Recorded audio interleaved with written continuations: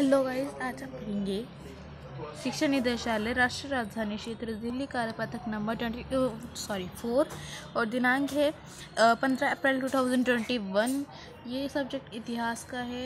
यहाँ पे स्टूडेंट्स अपना नाम लिख लेगा। क्लास 9th की वर्कशीट है ये। आइए स्टार्ट करते हैं अपनी वर्कशीट।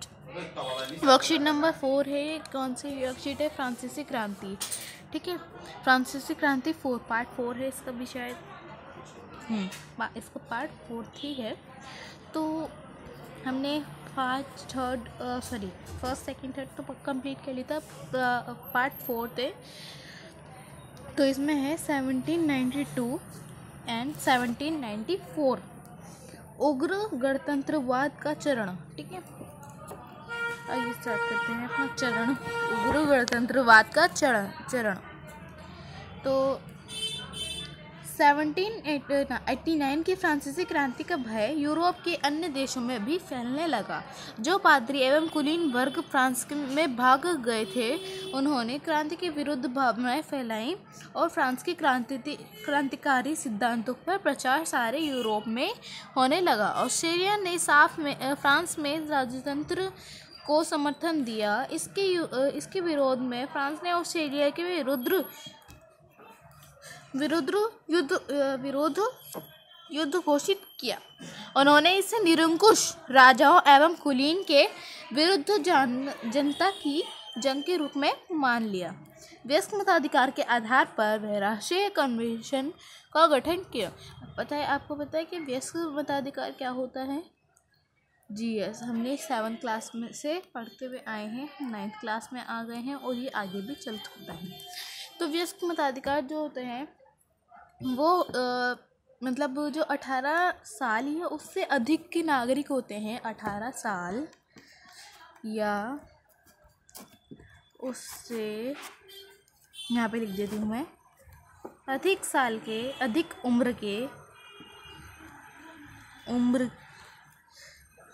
के लोग। ठीक है, उम्र के लोग 18 साल या उससे अधिक उम्र के लोग जो होते हैं वो उनको वोट देने का अधिकार है, पूरा अधिकार है। तो उसे क्या कहते हैं? वयस्क मताधिकार के आधार पर राष्ट्रीय कन्वेंशन का गठन हुआ। ठीक है, राष्ट्रीय कन्वेंशन का गठन हुआ। अब आगे है नेशनल कन्वेंशन के आनंद का राज।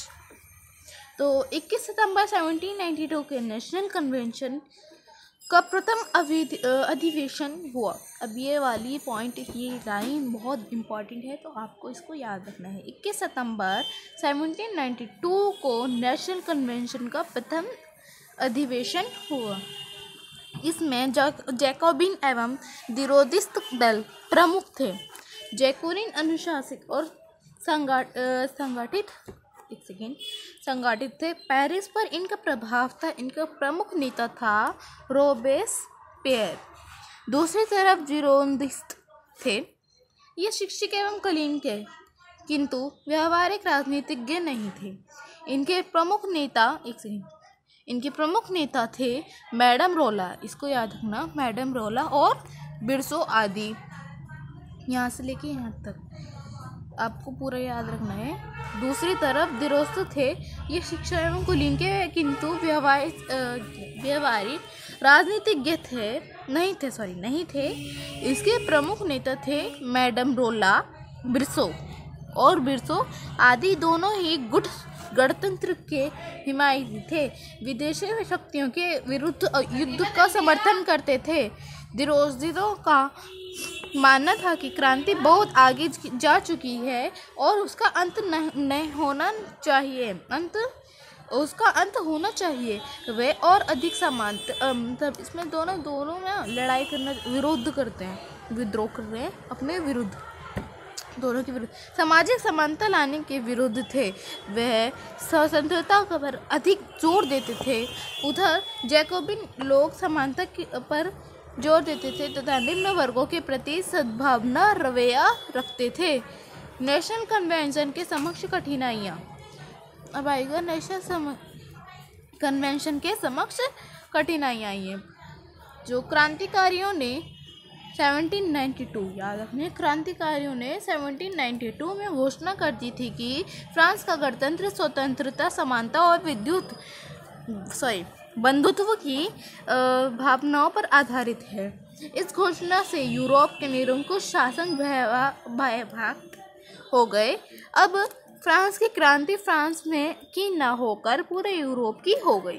अंततः यूरोपीय देशों के क्रांति के प्रसार को रोकने के लिए एकजुट हो गए और इंग्लैंड, हॉलैंड, ऑस्ट्रेलिया, प्रशा के एक गुट का फ्रांस के विरुद्ध निर्माण हुआ। इस गुट ने कई जगहों पर, आपको पता है कि गुट क्या होता है? एक सेकंड में बताती हूँ क्या होता है। हाँ तो बच्चों, गुट का मीनिंग जो होता है वो होता है संघ। जो संघ होता है उसे क्या कहते हैं? गुट कहते हैं। गुट ने संघों ने कई जगह, यानी कि एक संघ बना लिया उन्होंने। गुट ने कई जगहों पर फ्रांस को पराजित किया। नेशनल कन्वेंशन ने एक प्रस्ताव पारित कर राजतंत्र को समाप्त कर दिया और गणतंत्र की स्थापना का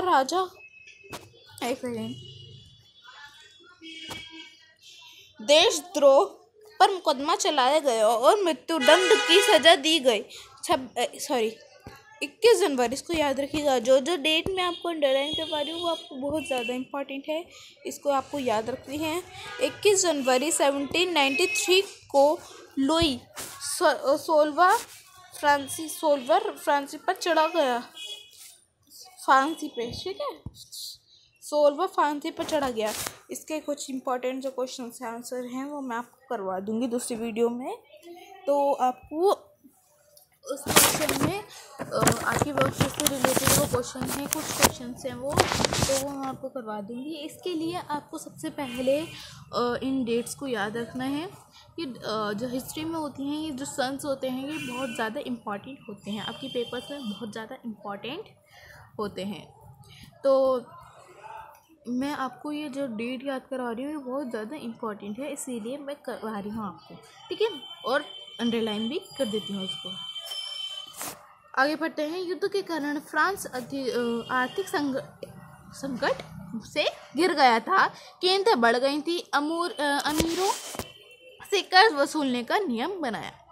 अब ना उन्होंने क्या नाम है, अमीरों से जो वो थे, युद्ध के कारण जो थे, फ्रांस आर्थिक संकट में गिर गया था। अब ना उन्होंने घेर लिया था उन सबको, तो कीमतें भी बढ़ गई थी।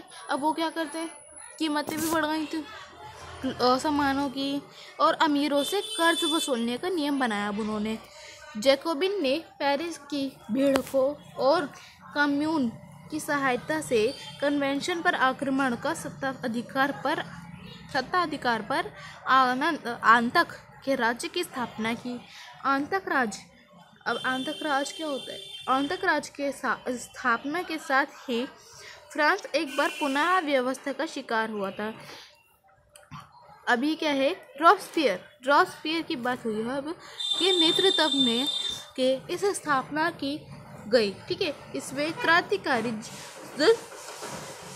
जन सुरक्षा की स्थापना की गई थी और कोई जैकोबिन के विरुद्ध काम करता और उसे मृत्युदंड दिया जाता। अगर वो जैकोबिन के विरुद्ध कोई काम करता ना, ठीक है, तो उसको ना मतलब विद्रोह में काम करता तो उसे मृत्युदंड दिया जाता था, ठीक है। एक सेकेंड अभी आइए, ओके। तो जैकोबिन के विरुद्ध जो काम करता था उसको मृत्युदंड दिया जाता था, क्योंकि वो अगर विरुद्ध काम करता है तो वो मुश्किल में आ जाते, और अगर ऐसे ही लोग बढ़ते जाते तो उसकी जो गुट था जैकोबिन का वो ख़त्म हो जाता।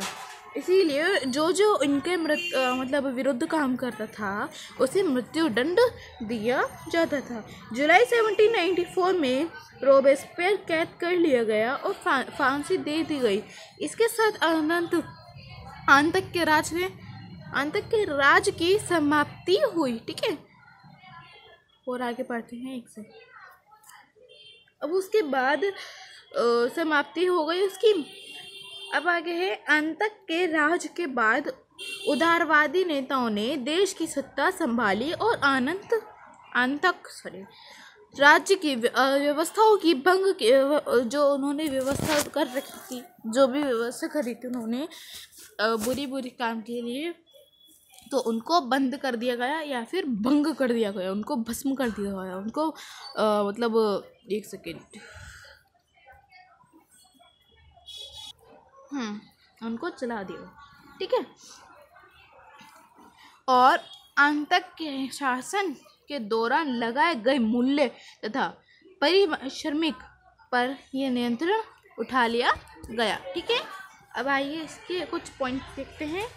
नेशनल कन्वेंशन के जो कार्य थे वो क्या क्या थे वो यहाँ पर बता रखे हैं, तो हम थोड़ा सा कलर चेंज करते हैं पेन का।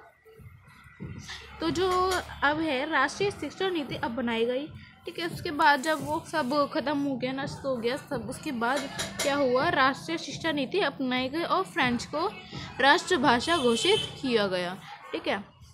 और गुलामी तथा गुलामी प्रथा समाप्त की गई, जो अंग्रेज़ों ने गुलामी कर रखी थी तो वो समाप्त की गई, तथा ऋण न चुकाने पर जेल भेजने संबंधी कानून समाप्त किया।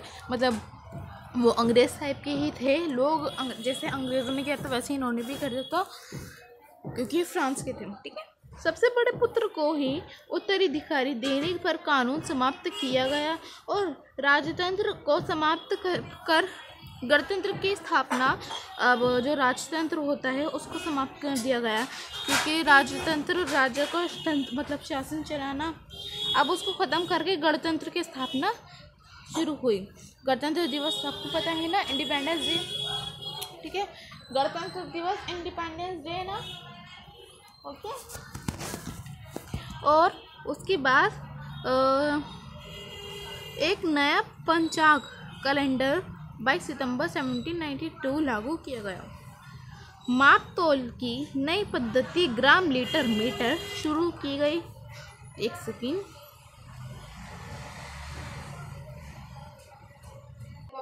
सॉरी, गणतंत्र दिवस जो होता है वो रिपब्लिक डे होता है, सॉरी गणतंत्र दिवस रिपब्लिक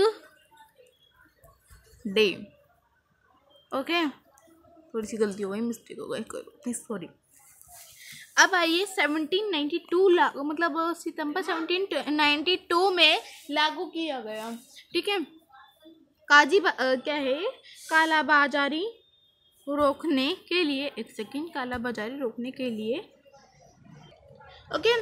तो अब माप तोल कर नई पद्धति ग्राम लीटर मीटर शुरू की गई। अब मतलब माप तोलने की वो हो गई, वरना तो जो लोग थे वो क्या करते थे कि मतलब जो उनके देश का होता था उसका ज़्यादा दे देते थे, वरना तो उसको जो गरीब होता था उसको कम दे देते थे। इसीलिए जो कालाबाजी रोकने के लिए अब माप तोल की एक नई पद्धति शुरू हुई। जो नेशनल कन्वेंशन थे ना, उन्होंने एक और पद्धति स्टार्ट करी, माप तोल की, ठीक है।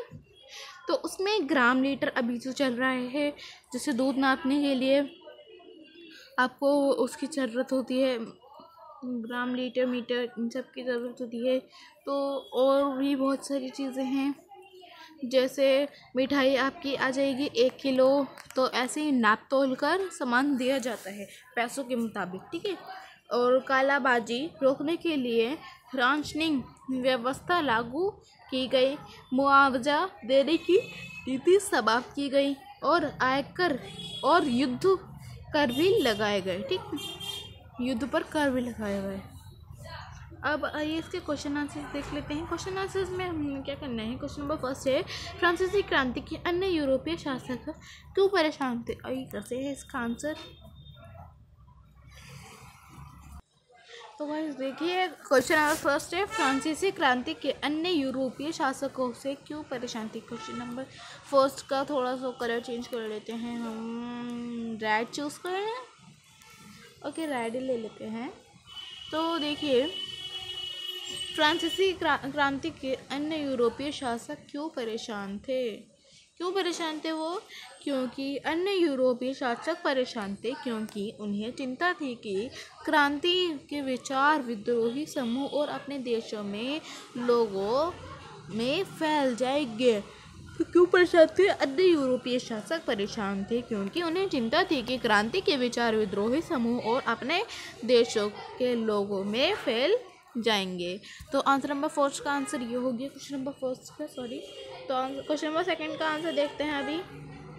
तो देखिए क्वेश्चन नंबर सेकंड है हमारा, रोबेस्पियर कौन था? रोबेस्पियर कौन था?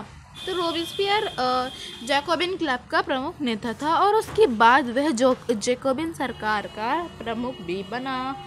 तो इसका आंसर आपको यहाँ से लिखना है पूरा। रोबेस्पियर जैकोबिन क्लब का प्रमुख नेता था और उसके बाद वह जैकोबिन सरकार का प्रमुख नेता बना। अब क्वेश्चन नंबर थर्ड है, आंतक का राज क्या था?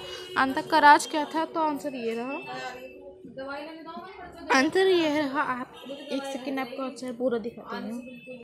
तो क्वेश्चन नंबर थर्ड का आंसर ये रहा,